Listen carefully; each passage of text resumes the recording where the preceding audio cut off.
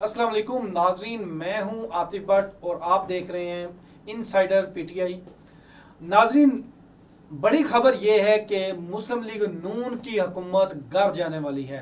हुकूमत का दड़न तख्ता होने वाला है। ये क्या प्लान बना है, क्या होने जा रहा है, ये बताएंगे। आलिया हमजा ने गुज़श्ता रोज़ रावलपिंडी में जो कन्वेंशन किया है और अब उसका खमियाजा जो है वो भुगत रही हैं। सारी रात थाने में रही हैं। एफआईआर उनके ऊपर कट गई है और एफआईआर का मतन भी हैरान कुन है कि जिसने खुद गिरफ्तारी दी हो बाइज्जत तरीके से 3-4 पुलिस वालों को, और उसके बाद कहा गया जी कारकुनान की जानब से पथराव किया गया, तो ये किया गया। यानी कि एफआईआर में जो झूठा कह लें या जो इस तरह के मामला होते हैं अमूमन वो उस एफआईआर में डाल दिए गए हैं और उसके बाद अदालत में ये केस लगा। उसका क्या हुआ बता देते हैं। नाज़रीन, सबसे पहले बता देते हैं कि मुस्लिम लीग नून की हुकूमत अगले महीने मई में घर जा रही है। इस हवाले से पीपल्स पार्टी के चेयरमैन बिलावल भुट्टो ने गुज़श्ता रोज़ धमकी भी दे दी है। ये हमने 3-4 दिन पहले भी आपसे खबर शेयर की थी कि पीपल्स पार्टी नून लीग से अलग होने लगी है। अगर नून लीग से पीपल्स पार्टी अलग हो जाती है तो हुकूमत के पास जो सादा अक्सरियत है 169 अरकान की, वो ख़त्म हो जाएगी और ऑटोमेटिकली ये हुकूमत जो है वो घर चली जाएगी। और उसके लिए जो आगे महीना आ रहा है बजट का जून में, और जब बजट पेश होता है तो उसमें फिर ये बजट की जो फाइनल अप्रूवल होती है या मंजूरी होती है उसमें काउंटिंग होती है कि कितने अरकान ने बजट की हमायत की है और कितने ने मुखालफत। अगर बजट मंजूर ना करा पाए हुकूमत तो इट मीन्स कि हुकूमत का दड़न तख्ता हो गया। और दूसरी जानब पीपल्स पार्टी ने केनाल्स का जो मामला है उसमें अपनी आवाम के साथ रहने का फैसला करते हुए और पीपल्स पार्टी नून लीग को कह दिया कि अब हम हुकूमत का हिस्सा नहीं है और मज़ीद नहीं रहेंगे और आपकी किसी लेजिस्लेशन में किसी मामले में हिस्सादारी हमारी नहीं होगी, कोई सपोर्ट नहीं होगी। वज़ीर आज़म शहबाज शरीफ ने बिलावल भुट्टो से रब्ता करके अगले हफ्ते मुलाकात का वक्त तय किया है और ये लॉलीपॉप उनको दिया गया है कि आपके जो तहफ़्फ़ुज़ात हैं उनको दूर किया जाएगा, ऐसा किया जाएगा, वैसा किया जाएगा। ताहम बिलावल भुट्टो ने गुज़श्ता रोज़ ये ऐलान कर दिया है कि पीपल्स पार्टी हमेशा आवाम के साथ थी, है और रहेगी। और अब नून लीग के दिन जो हैं वो गिने जा चुके हैं। अब मुतबादल रास्ते जो हैं वो भी ढूंढे जा रहे हैं। जो मुक़्तदर जो लोग होते हैं, जो बड़ी शख्सियात होती हैं, उनकी जानब से अब कोशिश की जा रही है कि पीपल्स पार्टी के जो और अगर चली जाती है, पहले तो इसको मना लें जो कि पीटीआई पीपल्स पार्टी नहीं मानने की, क्योंकि हुकूमत केनाल्स के मामले से पीछे हट नहीं सकती, वो भी बड़ी वजह है।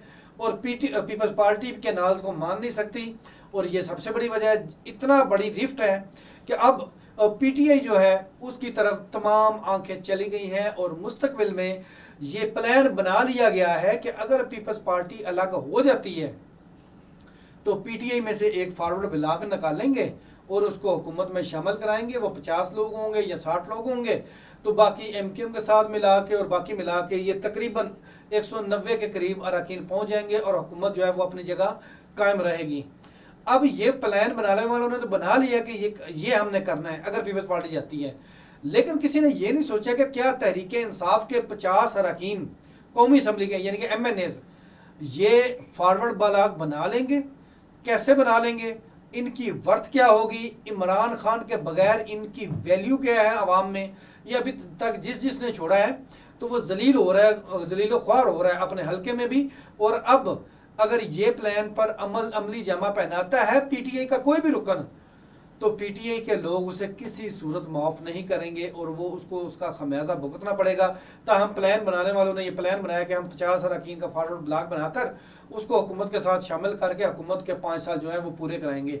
लेकिन ये खाम ख्याली है, ये हकीकत ये अवाम भी बेहतर जानते हैं, अवाम भी इस पर अपनी राय दे सकते हैं। लेकिन मेरी नज़र में पीटीआई के 50 अरकान तो नहीं, अगर 5-7 अरकान होते तो मैं भी मान जाता कि शायद इतनों को तोड़ा जा सकता है। 80 अरकान में से 5-7 टूट भी जाते होते हैं, कुछ मजबूरियाँ होती हैं, कुछ कई मामला होते हैं कि कैसे तोड़ना है इंसान को। लेकिन मुझे भी 50-60 वाली बात जो है वो हकीकत नहीं लग रही। लेकिन अब ये वक्त तय करेगा कि आया हुकूमत जो है वो कायम रहती है, पीटीआई का सहारा लेगी या सहारा बनेगी पीटीआई उसका। लेकिन ओवरऑल जो मई महीना इंतहाई इम्पॉर्टेंट है और मेरी जो तज्जिया यही है कि पीपल्स पार्टी के अलग होने के बाद हुकूमत की जो अक्सरियत है वो ख़त्म हो जाएगी और वो घर चली जाएगी अगर किसी ने सहारा ना दिया। सहारा सिर्फ पीटीआई से मिल सकता है। जेयूआई के 7 वोट हैं, वो 8 वोट हैं, उसका कुछ नहीं जाता। इनको कम से कम वोट चाहिए होंगे 30 से 35, और वो वोट तभी पूरे हो सकते हैं अगर पीटीआई हमायत करें। और पीटीआई क्यों नून लीग की हमायत करेगी? नून लीग की तो अपोजिट जमात है पीटीआई पंजाब में या पूरे मुल्क में। तो ऐसे में उन अरकान की भी सियासत तबाह हो जाएगी अगर पीटीआई नून लीग के साथ मिलती है।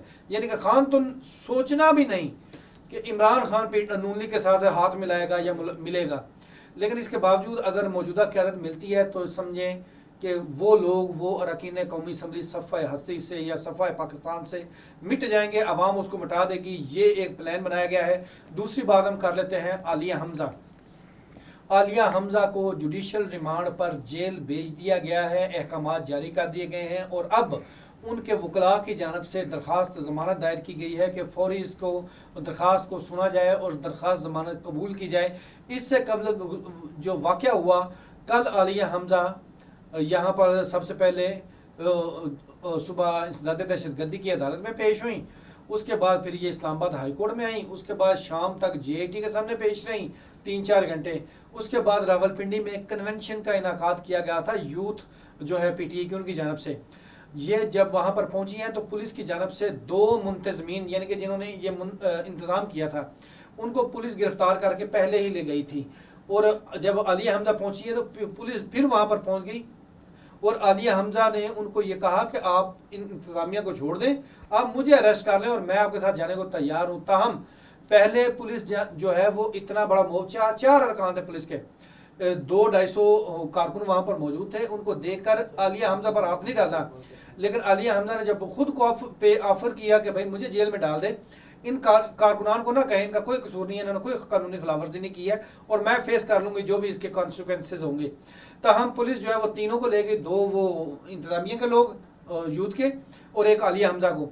वहाँ जाकर पहले शोशा उड़ाया जी, आलिया हमज़ा को छोड़ दिया गया, कारकुनों को भी छोड़ दिया गया, लेकिन हकीकत इसके बरक्स थी कि आलिया हमज़ा को उन्होंने वीमेन पुलिस स्टेशन में मुंतकिल कर दिया और दोनों जो पीटीआई यूथ के थे रहनुमा उनको वहीं पर गिरफ्तार रखा।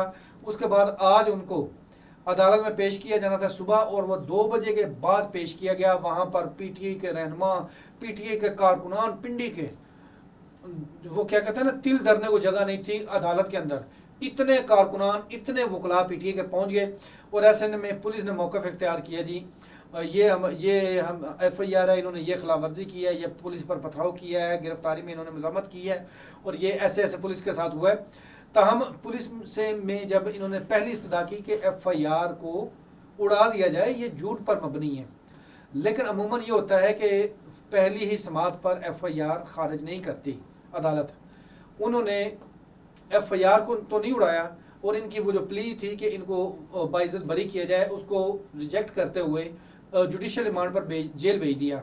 उसी वक्त जो वकला थे उनकी जानब से ज़मानत की पिटीशन भी पहले ही तैयार थी, क्योंकि उनको पता था कि कुछ भी वजूहात हो सकती हैं, केस या FIR खारिज नहीं होती, बाइज्जत बरी नहीं होता, तो फ़ौरन ज़मानत के लिए अप्लाई करके ज़मानत ली जाएगी। और अब ज़मानत के लिए वहाँ पर अप्लाई कर दिया गया है और मोस्टली ऐसे केसेस में अदालत जो है वो ज़मानत दे देती है। और आलिया हमज़ा इस वक्त भी जो है वो पुलिस की हिरासत में है और बग़ैर किसी केस के, बग़ैर किसी गैर कानूनी काम के उनको पुलिस की जानब से पहले हब्से भेजा में रखा गया, फिर उनके ऊपर रात लेट गए जो है वो एक FIR काटी गई और उसके बाद आज वो उसका सामना कर रही हैं। इसके साथ हमें दीजिए इजाज़त। अल्लाह हाफिज़।